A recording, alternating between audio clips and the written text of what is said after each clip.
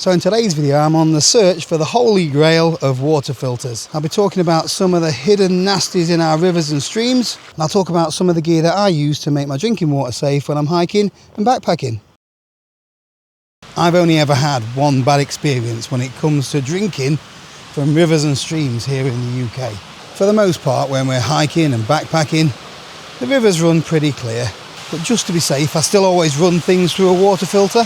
So the first water filter that I ever bought was a cheap, unbranded pump water filter from eBay. It didn't come with any sort of certification. I didn't really trust it, so I always put a couple of droplets of chlorine dioxide in the water just to be on the safe side. But the day eventually came when I skipped that process, didn't bother with the droplets, and you guessed it, both myself and a few of my friends got quite ill. Things are coming out of every orifice, shall we say. Shortly after that, I bought my first proper water filter, the Sawyer Mini. This is the River Rivlin. It's on the fringes of the Peak District National Park. This valley's beautiful, and you've probably seen it in quite a few of my videos. And you would think that running some of this water through your filter would make it perfectly safe to drink. But just over here, just through the trees there where that little gate is an old Victorian combined sewage overflow. Here we go. I don't want to get too close though, because in 2023 this gorgeous river was polluted 143 times by sewage. So when we get a lot of heavy rainfall, the sewage system just can't cope and it pumps out all the excess into our rivers and streams. It doesn't bear thinking about. Just walking along here I've seen 7-8 kids just playing in the water downstream. So in this video I'm just going to talk about filtering water in general, making sure that it's safe to drink, trying to find the best sources to get your water, and just talk about some of the gear that I've used to purify my water. So I've literally only walked 30 yards and look at the state of that. It looks like it's a luminous green. I know you're going to get some glare. And you've got some sort of oxide, orange oxide on there. Move a little bit further along. This is absolutely rancid. You do not want to be filling your water bottle up or your water filter from anywhere like this. Stagnant water for me is a no-go. It's going to have to be a life or death situation for me to be filtering water from there. If you can, filter from running water, and obviously the higher up you are. So if you're up in the fells or up a mountain in the Lake District and you've got pretty much the source of a stream, then your water is going to be much cleaner than if it's passed through a town or this is heading into the city. So you might not think that you'd ever need to take water from low level, but if you're doing a hike like the Derwent Valley Heritage Way, which I did a few years ago, 55 miles, pretty low level, and you're passing through places like Derby, I think I went through. I was following the River Derwent for most of the way. Fortunately, there was plenty of villages and towns that I could pick up some water from a shop or from a pub. But just because you're in the middle of nowhere doesn't mean that there's no dangers around. So some areas you're going to get a lot of agriculture where they're spraying all of the ground around with pesticides for the crops. There's also lots of areas like up in the Lake District where they've done plenty of mining and the water's got heavy metals and things like that inside. And not all water filters can remove these things. I don't know about you, but I'm getting quite concerned with the amount of pollution and rubbish that we're finding in our watercourses. There's a picturesque little village in the Peak District called Tideswell, and it has come second in the list of most polluted streams and rivers with pharmaceuticals. I just can't believe it. Second to Glasgow, I think. So you don't expect in the UK to be getting viruses and chemicals and pharmaceuticals in our water sources. So a lot of those pharmaceuticals and chemicals are getting into our rivers through raw sewage.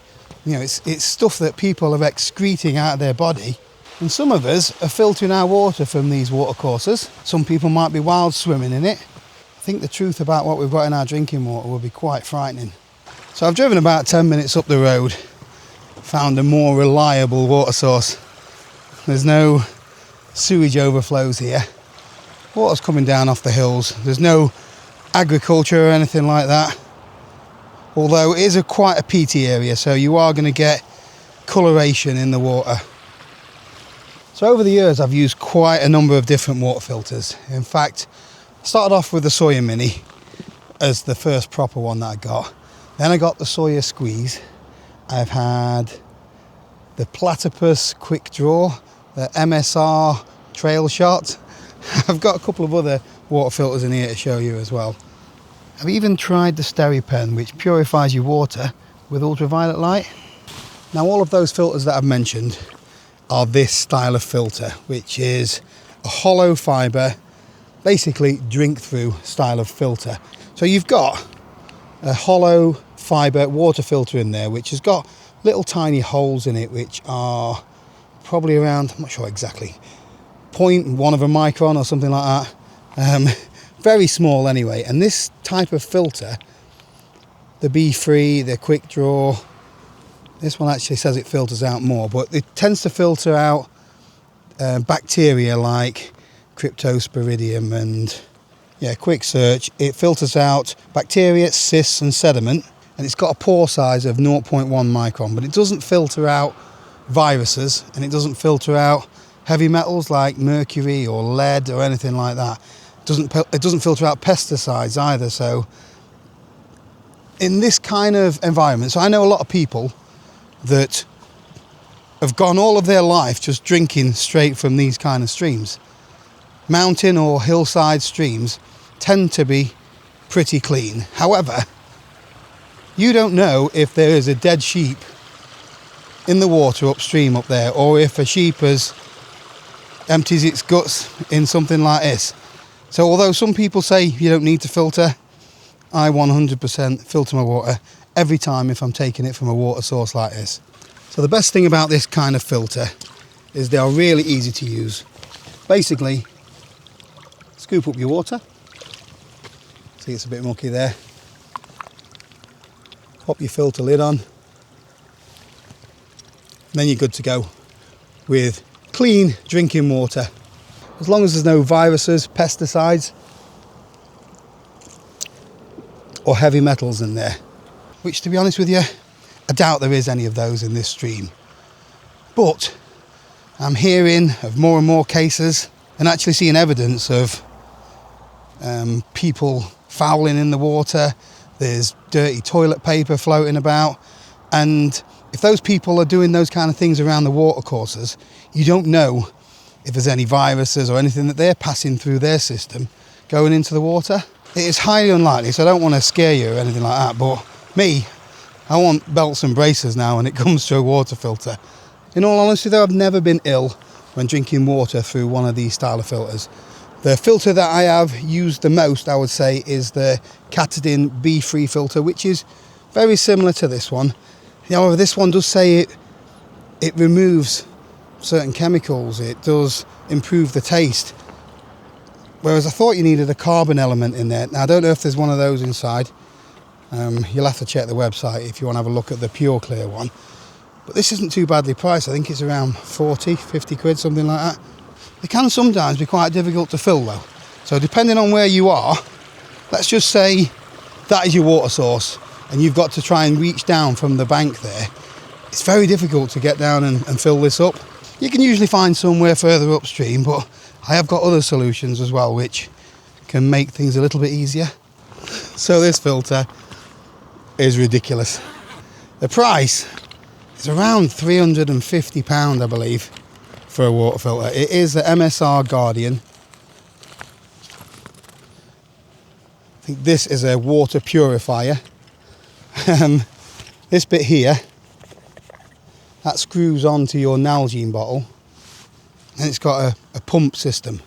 I haven't brought a Nalgene bottle with me, so I can't really show you, but I'm just going to dump this in the water. It's got a pre-filter on it, like so. Then you just pump and hopefully this should come out of there. There we go, starting to come out, look. And that would fill your Nalgene bottle up. It's also got two pipes, so it constantly cleans the water filter whilst you're pumping through, so the clean water sort of cleans the filter off it. It's a clever bit of kit, but like I said, 350 quid. And it's quite bulky, and you need an extra water bottle to put it on.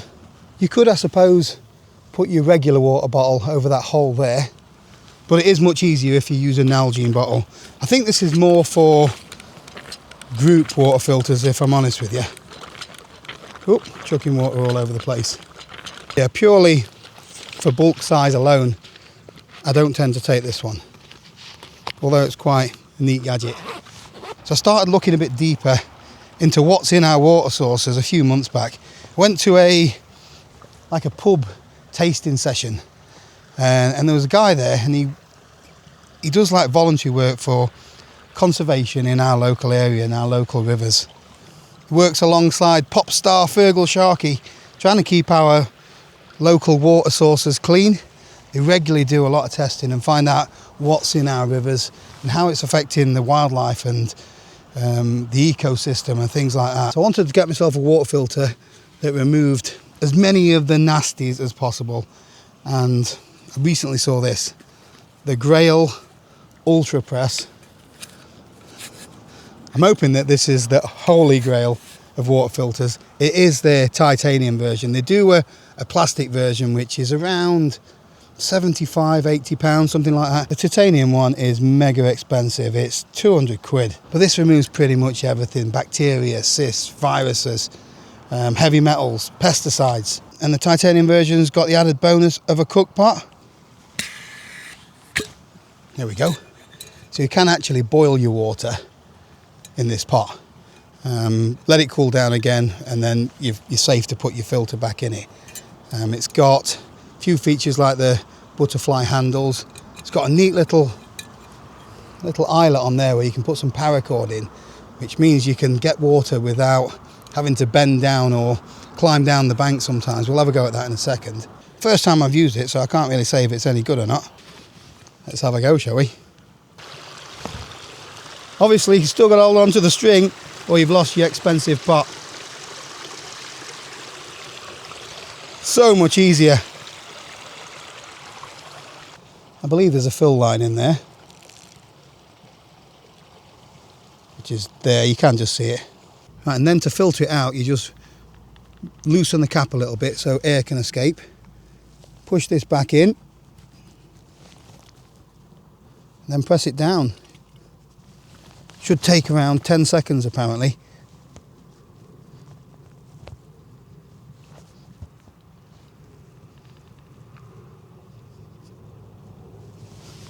There we go.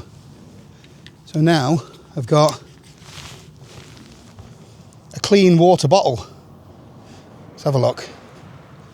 Just put that on there a second. Right, so you can either just drink it through here. Tastes lovely. I think you can unscrew this lid as well. So in here, try not to drop it, there's a one-way valve, so you can also, with this water filter, you can put things like electrolytes in there, or you know, the drinks you get from ration packs, the sugary energy drinks and stuff like that, which is great. So you're not clogging your filter up, whereas if I put electrolytes in here, it would all clog up the filter and not work properly. So you can see that the water is pretty dirty in there. I've never had a filter yet that gets the brown stuff out of the peaty water. Let's see if this one does. Although that still looks a bit brown anyway. Look at that. That is clear. So it's removed the peaty stuff as well. Very impressed with that. Although for 200 quid you'd expect it to be good, wouldn't you? But like I said, you could get the plastic version, and the only difference is with that is you can't use it as a cook pot as well. So if you just want clear water, just get the Grail Ultra Press. This is the Ultra Press titanium. So I do like this little paracord thing, but even having handles makes getting the water out much easier. I've not got to get my hands in the water. You know, if that was freezing cold in winter, which I'll come on to winter in a second, I wouldn't have to be getting my hands wet. So I think this filter does half a litre at a time. So one thing that's not so good about the Grail is how many uses you can get per filter. The filter in this is good for around 300 presses, which is 150 litres. Whereas something like the Katadyn B3 will do 1,000 litres, although the reality of that is in the Peak District you're going to get nowhere near that before it starts clogging up. Replacement filters for the Grail are £25, so you're going to have to factor that in. So it filters around the same rate as the Pure Clear and the B3. One of the weaknesses with this kind of filter though, the hollow fibre, is in winter, if this freezes, then it breaks the hollow fibre inside. So your filter, you may as well throw it away because it's not going to remove all of the things that's inside the water that's going to make you poorly. This filter, you can let it freeze 3 times before you've got to discard it. Obviously you're better off looking after it and not letting it freeze. That'd be the nasty water out there. So if you do cock up and let it freeze by mistake, you're not without a water filter. But even if it does break, you can boil your water because you've got a pot with it. So as I said, if you need to, you can boil water using this pot, either using a stove or you can put it in a fire as well. So it is very versatile bit of kit. If I'm ever in doubt when it comes to a water source, even after I've filtered it, I can always boil it anyway. I always bring a stove when I'm camping. I can even, if I want to, just scoop water directly from the stream with my cook pot, bring it to a boil. You do have to bear in mind that if you've got particulates in there, that they could be hiding little parasites or something like that in there. So try and pre-filter it if you can with either a bandana or take some coffee filters with you. Some people say bring it to a boil for a couple of minutes, but I just bring it to a boil and I've never had any problems with it. It doesn't really affect me here in the UK, but if you are up at high altitude, you might need to boil it for a little bit longer. Do some research on that. That actually tastes really good. I think that's the carbon element in there. It's supposed to improve taste and odour. Not that this water source is terrible anyway. You can see it's quite peaty in areas though. Crystal clear now though.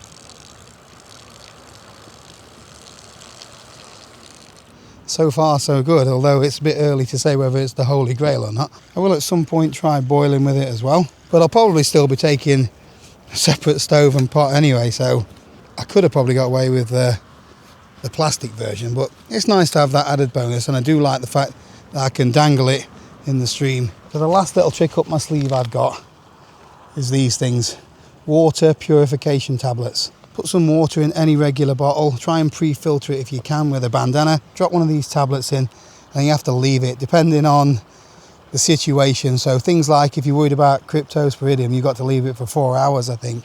I think it's one of these tablets per litre. I will pop it on the screen, I can't remember because I don't really use these anymore because they do have a bit of an aftertaste to them, a chemically aftertaste, because it is sort of bleach after all. They've used these sort of things in the military for years though, so they definitely do a job. So just to summarise, just because water might look clean doesn't mean it is. You never know what horrible parasites or viruses are in your water. Usually the higher up you go, the safer it is. And if you know what's good for you, you'll either filter or boil your water. So I hope you found this video useful. Let me know in the comments below which water filter you use. That's it for this one. Thanks for watching. I'll see you next time.